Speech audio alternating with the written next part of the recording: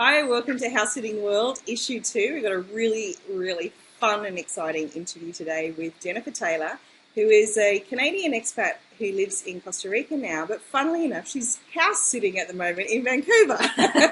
so back in BC in Canada, it's quite amazing to be talking to you while on assignment, but so perfect as well. So Jennifer, thank you for being here. Well, this is great. Hi, Nat. Hi, Jody. Thanks for asking me to participate.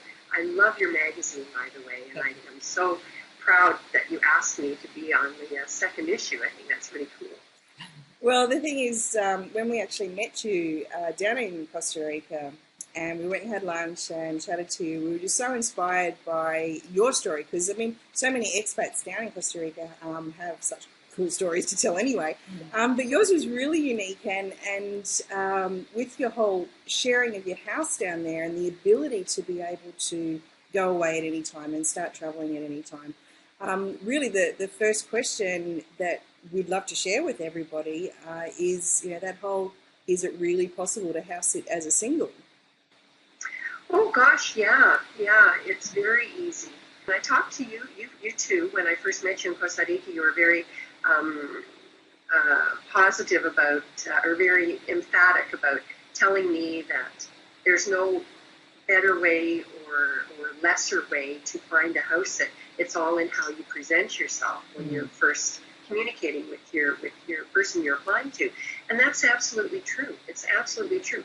I did discover that couples who have very specific roles and identified roles in their marriage, where the man does certain things and the woman does certain things, they tend to want a couple because they assume that it's going to be easier to do that. Yes. But not always. And I have applied on a couple where they, house sits where they've asked for a couple specifically, and they just say, no, we really want a couple, no matter what I said. Yeah.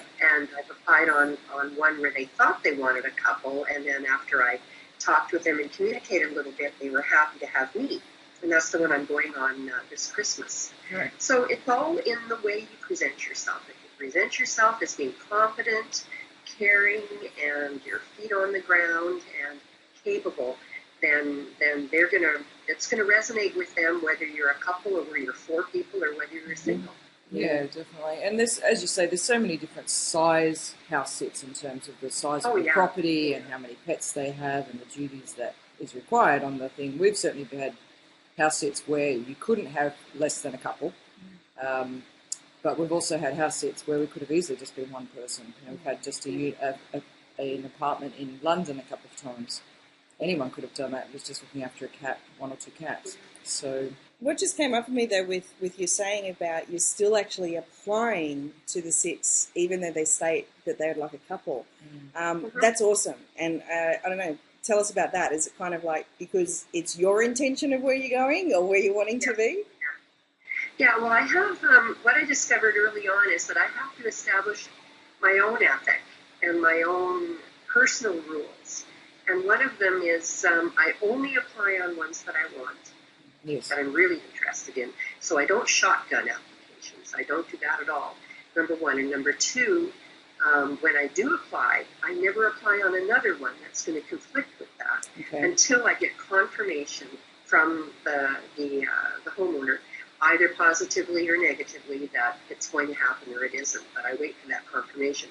That way then, just for me personally, I'm focusing only on that one, and I find that comes through in my message to them, in my communication with them, and I've had the opportunity to ask the homeowners who've chosen me why they chose me, and each one of them says, because you made that connection and we just really liked your personality right off the start, right off the bat. So that's how I do it, and so. I know it seems so simple to say, but there's a lot of power in that intended focus. Yep. A lot of energy goes into that intended focus as well. Instead of wasting time, let's say, worrying about, oh, I won't get it because I'm only a single and they ask for a couple, I won't do. It's like there's no energy going into that at all. It's like, you want this one. I want this house. Yeah. And that's a really important thing. The other thing I wanted to mention is it's kind of like in acting or going on cold calls or in sales. if the people say, no, we've chosen somebody else, fine. It's not personal. Yeah. It's completely not personal. You don't know what the heck is in behind what they're looking at. You don't know what the other people are like who've applied. So I just say, okay, that's great. Thanks so much for telling me. And if it's suitable, you can say, I'd like to be able to keep you in mind, or you keep me in mind for future. But depends how the communication goes. But move on. Go to another one. And never take it personally. Ever, ever, ever. Yeah, really good advice. Very true. Just a sort of a bit of a flip side on that too is you actually were accepted for a position in the Caribbean, but you couldn't make it because some dates started conflicting. So, you know, how did that feel? Like when you were accepted, because that was one of the first ones, wasn't it? That you. Yes, you're right, Jody. It was one of the first ones, and I was absolutely thrilled, and I was very upset that I couldn't make it work because at the very beginning, the dates worked out beautifully. Myself and the lady of the couple, of the owners, really seemed to connect. She was also a Canadian, and she was at the very beginning said, "Oh, I don't know if I want you as a single because, you know, what are you going to do? There's no people around. You're going to be okay on your own." And I go, let me tell you about myself. So I listed out all the background. I said, there's not much that frightens me at all. You know, I've spent a lot of time on my own. I'm very adventurous. I'm very capable. And just went on and on and on. But so we both got excited about this match. And at the time, I had flights that were coming back from Canada in April. And I bought them on points. And at the time, I thought, oh, I can change them.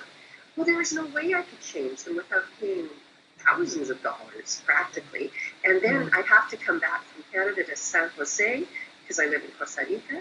And then the flight to get to San Juan, Puerto Rico, which is where you have to get connecting to Anguilla, which is where her place was. And she already had flights that were booked solidly on points that she couldn't change. So we both kind of cried a little bit and go, no.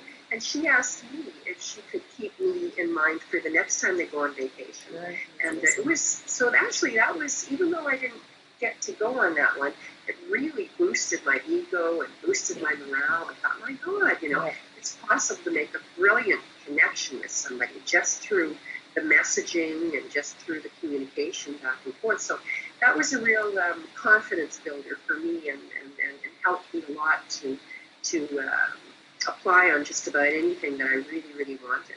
So that's why when this one in Mallorca came up, I thought, oh, that's just fabulous. That's nice. We like that. To Spain. That's exotic. Christmas in Spain, Nice. Do you feel that there's a certain type of person that you need to be to house sit as a single person? Oh, yes. You need to be really independent. And you need to, I think, I've talked to some other women who are single people who are house sitters, and if you haven't traveled on your own, I think it's a little bit daunting. But I think you need to be capable, confident, have traveled some, so know your way around and don't get freaked out by finding a schedule, a train schedule, a boat schedule, by working out how to travel on the ground. And I think it helps a lot if you've owned your own home or been responsible for a home and dealt with contractors, with tradespeople, made decisions. And of course, obviously, it's the first thing if you're pet sitting is if you've had pets, if you understand, how to deal with different kinds of animals and are aware of the signs. I think you just need to be a really capable person and have confidence in yourself. That's about the only thing, because I've met a lot of house sitters online now and seeking them out in person. And they all just are very adventuresome and confident, really confident. Well, you actually leave your beautiful cat Sienna at home when you go off travelling. So I don't know, when you go house sitting and you do have pets, is that sort of a bit of a replacement of love? Like, you're still worried about her? Or? That's tricky, and I'm in a very, very enviable position, I think, where I have a good friend. We share the house together. We bought the house together in Costa Rica. And she loves Sienna just like I do, and he's a pretty low-maintenance cat. He's a little bit of a prima donna, but she understands his personality. And as long as she's at the house, then I can go away and house sit because she takes care of him. Yeah. She's Auntie-Mommy when I'm gone. And when she's not there, of course, I can't accept house sits, and that hasn't come up yet. However, what I'm planning to do next year is try out going on a little bit longer sit, like maybe 6 weeks, 2 months, and then get a house sitter into my house.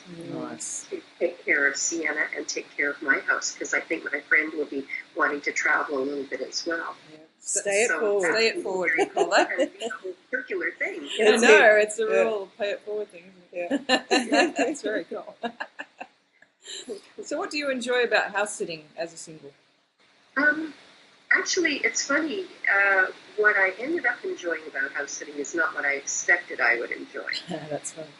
I expected I would enjoy the time away and seeing different parts of the world and seeing different parts of the country and the pets. But what I ended up enjoying is giving back and making the homeowners feel really, really good and feel fabulous about walking out the door and leaving their cat and have total confidence that they've got the best person and that they've made the right choice and they can travel worry-free. And I like that. I like that a lot, and it's kind of like the client service, and making sure that they feel good. And I love making the place look great for when they come back. And you have a nice little treat for them when they come home too, don't you? Yeah, well, I make some food, and I have flowers and a little note from their pets saying, welcome home, Mom and Dad. I actually used that one recently because of your tip. Because of your tip, when we left Breckenridge, I did up a little thing saying, welcome home, Mum and Dad, love from Gracie and Rufus, and had a photo on there. Yeah, it's very cute. Yeah, because pet owners are a special breed, as we know, being a pet owner. And the other thing I do that's very important is I make sure I set up communication with them every day, and I send them an update first thing in the morning with a picture of their dog, tell them what we did, or a picture of their pet, and tell them what we did the day before, and tell them anything that's going on with the house, so they get really comfortable right off the bat. Yeah. So the homeowners I have right now, they went to Greece, and when they got there, they were exhausted because they've had a long layover in London. Finally, when they got there, they got online, and here's a nice big email and a picture with showing them how the dog, was at the end of the bed, and by the morning time, she was up here beside me. A picture of the two of us snuggled up, and they were pleased. So the communication and little treats, it's just really nice. I enjoy it. Yeah. And you can pull out all the stops if you're doing it for a short period of time. Yes. Yeah, it's super. Yeah, that's awesome. Very cool. That's awesome. So what's the biggest challenges, or just on the last question, what would you think is the biggest challenges house sitting as a single? I think the biggest challenge is right at the very beginning, is getting your own personality through to them. Yeah. Right at the start, because the challenge is in crafting your initial communication really, really well, and really focusing on their profile, what they say, and what they've indicated in there, and then using that and feeding that back to them in the message that you send. The biggest challenge is if the homeowner hasn't got a very good profile, and you don't know very much about it. Yeah, you don't know really what the pets are like or what the situation is like. There's no pictures on their profile. It's very, very difficult. Yeah. The other thing I've come up with a challenge is not being able to go on all the ones that people that I've been out. Yeah, that's a challenge for all of us. As soon as I got here, my homeowner said, "Oh, by the way, my neighbor's across the road. Want you to come back and house sit in October. Can you come back and do that?" And I'm like, I don't think I can, because I don't think I can, because in the fall I have to stay home and save money for my Mallorca trip. But and then she says, and there's another neighbor who wants you to do that too. And then a house sit that I had in Costa Rica back in January, February, she asked me again to do another house sit in August. So once you get going, it just keeps on coming. It does. That's why we created the Facebook group, so that we could do the referral houses, because we had this same problem. So if you do get any contacts and stuff, please feel free to add them. Another thing I wanted to say about house sitting that I love is opening my eyes and my circle, I guess, to meeting all sorts of other different kinds of people. And I've learned so much about nomadic living, about different ways to stay, different types of accommodations, and different ways to travel that are really cost reduced, you know, because I come from being an executive where we fly business class everywhere. And that was my norm. I stay in a nice hotel, fly business class, and that was the way you traveled. Anything less was unacceptable.